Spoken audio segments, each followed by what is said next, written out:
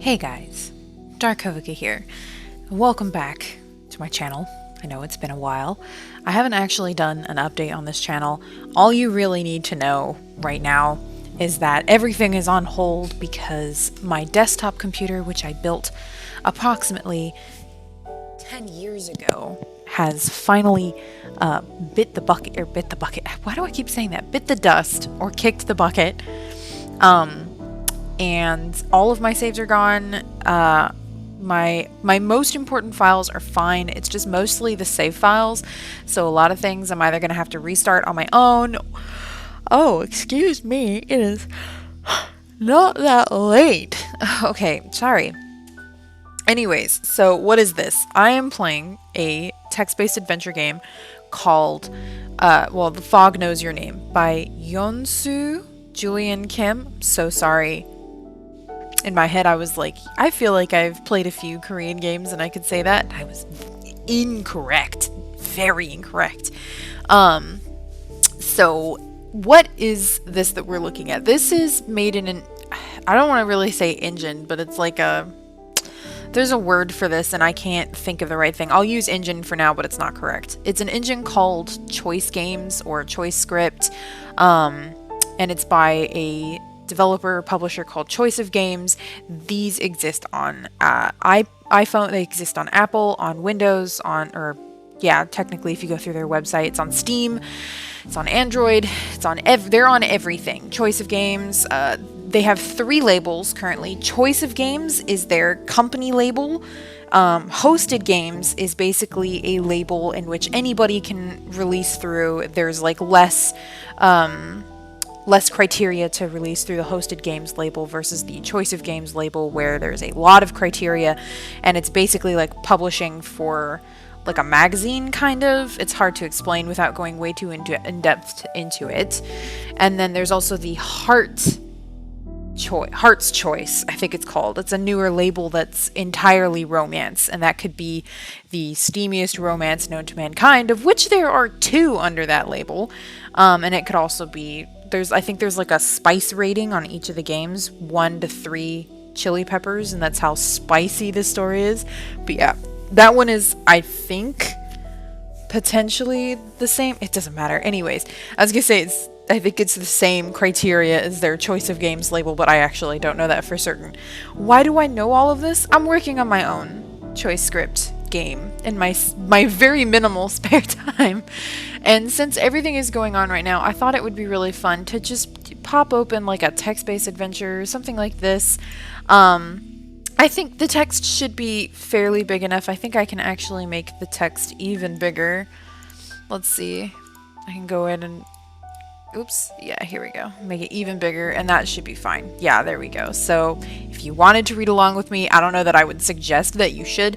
You would think that this would be a good time for me to put on Facecam. I'm currently recording on my laptop. My laptop has a terrible Facecam. All of my regular gear is upstairs. I just haven't really gone upstairs because I've kind of like holed up in my bedroom, and I have like this crafting table that I work on, and it's really nice actually. So, you know, this is like my weird hermit area. So I just haven't gone upstairs. Aw, come on. Oh, I'm a little tired today. My son, he's 11 months old, almost 1 year. He woke up at like 6 in the morning. Anyways, welcome to The Fog Knows Your Name. This is Chapter 1, The Welcoming Committee. I'm going to do a video of this. You guys can tell me if you want me to keep doing this. Just let me know. So, the legend goes like this. Since the residents of Arbor Isle, Maine can remember, people have died when the fog rolls in. I think it's supposed to be ever since. Some say the land didn't want the colonizers, so it sends the fog as an agent of vengeance. Some say the devil himself lurks in the woods and turns into the fog in order to corrupt the innocent and take their souls. Others believe the fog simply drives people mad, causing them to enact violence onto each other and onto themselves. There is one element of the tale that remains the same in every telling. Those who lose their lives to the fog are guilty of wronging another without confessing to it. Those who admit to having caused harm walk in the fog untouched, while those who refuse are punished for it. At least that's what one ghost hunting television show that came through to film a couple of years ago said, but their episode on your hometown was really boring. They went running around the woods at night spooking each other and trying to exorcise ghosts, except those ghosts were really just some kids from your school who went out to mess with the crew. Rex Keller and his friends followed the suckers and hid in the bushes, making weird noises and drawing symbols in the dirt until they got sick of it and went home. The ghost hunters determined that they had released the poor souls of the damned, and that was that. They got another happy ending for their show. Except Rex Keller died 6 months ago. Not all tragedies are ghost stories, though. Only some of them. Sorry if I breathe into my microphone. I'm trying to find the optimal distance from my mouth. I should have music playing, hopefully, if I remember, in the background, so that you don't hear the screaming of my laptop, which just... The Sims 4 has totaled this poor laptop's fan. I know it's The Sims 4 because it was fine, and then I played a ton of The Sims 4, and now the fan hates me. Okay. Senior year is around the corner, and you'll never survive it if you can't find a way to put Rex's death in the past where it belongs. It would be devastating if you sank any further into the pit this disaster has left behind. It's not like you were embraced by the student body of Ashbrook High in the first place, but you've gone from being someone who could only tentatively be called a social outcast to a full-blown pariah. Nobody said recovering from being blamed for someone's death would be easy, but at this point you're just hoping that it's even possible. Strange how you can live your entire life in one place and take it for granted just to have it turn on you so completely. That's not entirely fair, though. It's the people who have turned against you, not Arbor Isle itself. The bay, the woods, the lighthouse, the old quarry, your house, Main Street, these places that you grew up in haven't changed. You know the Isle inside out, understand its skeleton, know its secrets better than anyone else. Barely ever leaving a place for 17 years will do that to you. At least if the mob comes after you, you'll know where to hide. You realize that your mom has joined you at the ferry's railing. Her concerned eyes lock onto you and do not waver. How are you doing? You feeling nervous about coming back home, she asks you? Okay, let's see. So I tell her I'm not nervous and can handle whatever gets thrown at me. Tell her I'm anxious because something feels off about Arbor Isle now. Tell her how unhappy I am so she'll give me more freedom to do whatever. This is mean. I shrug. I haven't really been worrying about it since it wouldn't help anything. Also, I should point this out. There are stats. All of these games typically have some stat. Oh god, there's a lot. Okay. We have toughness, agility, book smarts, perception, otherworldly or grounded. Do I believe in the supernatural or am I grounded? Charismatic versus intimidating, improviser versus planner, honest versus manipulative, empathetic versus apathetic, and my terror. Oh boy. Oh boy! These are my relationships. And is it Anuha? Okay, anytime I see a J in a name like this, I just immediately go straight to like Spanish. So I just think it's Anuha. It's probably like Anuja. I bet it's Anuja. I'm gonna say Anuha. Addie, Diego, Rex. Is Rex dead? Anyways, Caleb, Ashley, and Mom. I'm gonna have the best relationship with Mom. Screw everybody else. Mom and me are besties. Right. So I think I'm anxious because Arbor Isle feels off. What did that affect? I'm otherworldly. Okay. Alright. Oh, I'm honest. Okay. I'll take it. Let's see. She nods and gives you a sympathetic smile, but the crease in her brow suggests she doesn't quite know what you mean. You know you can always talk to me, right? She says. No matter how bad you think it might be, you can always tell me. Your mom raised you by herself after your dad split in 2nd grade, and she opened what became Arbor Isle's most popular diner not even a year after he left.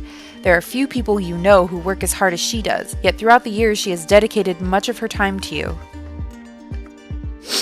What you tell your mom about what you're going through is one thing.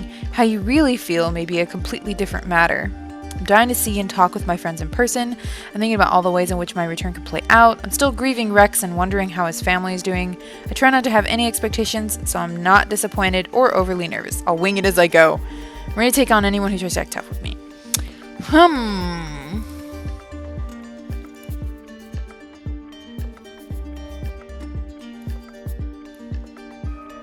Let's say we're grieving Rex. We should, yeah. I don't know. That feels right to me. It's been half a year since Rex's death, but it still feels like you just saw him yesterday. You may not have been you may not have been friends anymore, but the loss is visceral, as if something vital was ripped out of your body when he died, and the wound is still fresh, not flesh. If you're feeling this way, it must be unimaginable for his parents and sister. Good thing you have some time to adjust to being back before school starts.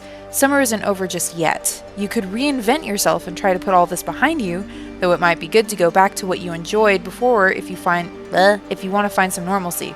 My eyes blurred over when I did that. You could reinvent yourself and try to put this all behind you, although it might be good to... Okay, so I like keeping my senses sharp, so we could do tennis, lacrosse, history class, learning about how people lived and struggled in the past and made me feel compassion for them. Theater. I don't enjoy anything. I'm gonna go with history class. I love history. It would be nice to feel productive and have the chance to throw yourself into something that requires concentration. Plus, you could do well in class regardless of what anybody else thinks of you or if they want to work with you. 5 months. It's a long time to be away. You stuck it out in Arbor Isle for a month after Rex died, then got out of there. It's not the decision a lot of people would have made in your shoes. I became hyper aware of weird signs of Rex everywhere. It was an impulsive decision. I was having night terrors. That one. It was probably nothing, just coincidences and heightened awareness, but still, what were you supposed to make of the lights flickering as soon as you said his name? The book he loaned you in 5th grade that you lost suddenly showing up under your bed. His old favorite song on the radio, his name written in places it hadn't been before. It all builds up until you always felt on edge. Excuse me. So you went to live with your aunt and cousins in New Hampshire for a few months. Word got back to you that a lot of people took this as a clear sign of your guilt. It didn't matter that you were never arrested and had an alibi. You had run away to escape what you had done, plain and simple. So what do those people think it means that you're coming back now? Maybe you should have stayed in New Hampshire. You didn't really make any friends there, but on the bright side, nobody bothered you and you found ways to stay busy. I worked out a lot. I researched ghosts. I'm going all in, okay? We're going all in. I should probably be a little more well-rounded. Oh well, I'm sure, you know what? Okay, this is my problem with some of these games. Sometimes I don't make the best choices for my character, and then, you know, my endings kind of suck. I should be more well-rounded. Okay, we'll choose better going forward. I don't know why I'm so gung-ho on being supernatural.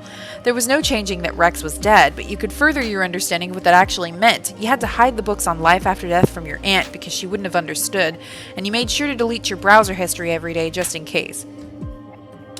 For anyone who's tech savvy, that doesn't necessarily mean that it's gone. I mean, if you're in a house with people who aren't tech savvy, that's more than enough. But, you know, you might want to check your router too. Sometimes what you read unsettled you and you couldn't sleep at night, even with the light on. Still, it was something to do and it felt productive, like you may have really been learning something. It worked for a time. Then summer came and you felt the pull, as if Arbor Isle had dropped an anchor in you and was trying to reel it back in. You could have stayed in New Hampshire if you really wanted to, but you could hear in your mom's voice that she wanted you back home, and your friends were steadily growing further and further away from you. By July, you had made the decision, and now in the heat of August, you're almost back home and there's no turning back. A woman seated on a nearby bench has been staring at you. She doesn't stop when you finally make eye contact with her. You have no idea who she is, but she clearly knows you and doesn't like that you're here. A lot of people know who you are now. It's hard to say what they see when they look at you. A monster perhaps, or perhaps just an unanswered question, but your mother is looking at you too, and to her you are just one thing. I am her daughter. You are her daughter and only child, though you're not exactly a kid anymore. You went through a couple of big changes while growing up, but she's always been supportive. Much more independent. She almost got remarried, then changed her mind. Took a while to adjust. This was, my gender isn't what I thought it was, or what she thought it was when I was born. It took a while to adjust to her always being at the diner. I think I like this one. Maybe this one. This was the drama. I feel like this one is the drama. But I also like the... Do I have an independent stat? Is that something that's... Honest, empathetic. Oh, I'm empathetic. Ooh, okay, okay. I have no idea what I'm doing. Okay, don't pretend like I know what I'm doing. Nobody think I know what I'm doing. Let's do that one. As a kid, you barely left her side except to go to school and while on playdates. After your dad left, it felt like it was the two of you against the world for a while, like you had to protect each other. Darn it. I've been fighting that yawn. It's hard to pinpoint when things changed and you started wanting to spend more and more time on your own or with friends, but you've gotten the sense that the change has been bittersweet for her. She's proud of you, you know that, but you also know she's missed you a lot while you've been gone. Oh, I can pick another one. She almost remarried. About a year after your dad left, she got really serious about a guy for a while. You weren't crazy about him, but he wasn't terrible or anything. You just didn't see him fitting in the picture without messing it up. Your mom sensed that, and though she tried to reassure you, you never became comfortable with the idea.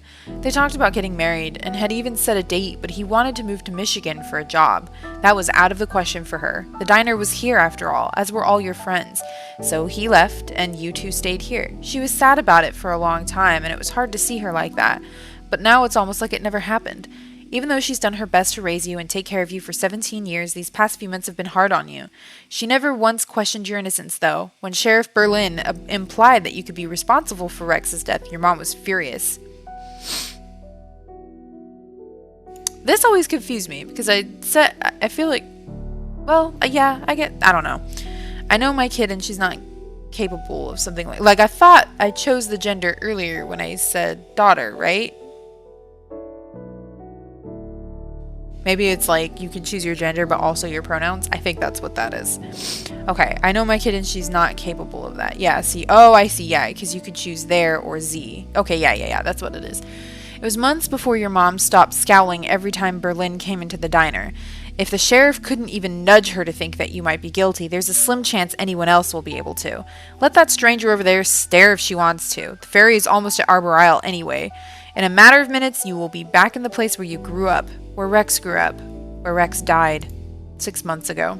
Let me see how long I've been recording for. I think I'm going to go ahead and end this episode here. I believe this should save here, even if I close it. I will find out. Return to the game. I think this is fine. Yeah, if I close this, it should stay here. That's how it works on the phone, I guess. I have a couple games on the phone. That's normally where I play, but I got this one on PC so that I could record it here because Apple doesn't make it easy to record phone screens. So, that's that. Anyways, let me know if you guys enjoyed this. I know this is very different. It's me basically doing like an audiobook almost of a text-based game and then supplying some what's the word I'm looking, commentary along the way. God, I'm tired. My brain's not functioning. So, let me know what you guys think of this. I am excited. I love horror games, obviously. I love horror stories. We're probably gonna die. Not gonna lie. I'm just not skilled in the slightest, but you know, we do our best around here. I'll see you guys next time. Thank you so much for watching. Don't expect things to be very, what's the word I'm looking for, like scheduled going forward. It's very haphazard right now. I'm trying to get back into the swing of things. I usually used to record on weekends. There was a whole nightmare getting my laptop to work that I don't even want to go into because the video I recorded, I had to explain it like 8 times because the video kept being completely ruined and unsalvageable, and finally I was like, I don't know, man, look, this sucked. Okay, Razer Synapse was like 90% of my problems, and I didn't know for the longest time, but I finally figured it out. So anyways, I will see you guys next time. Thank you so much for watching and take care. Bye.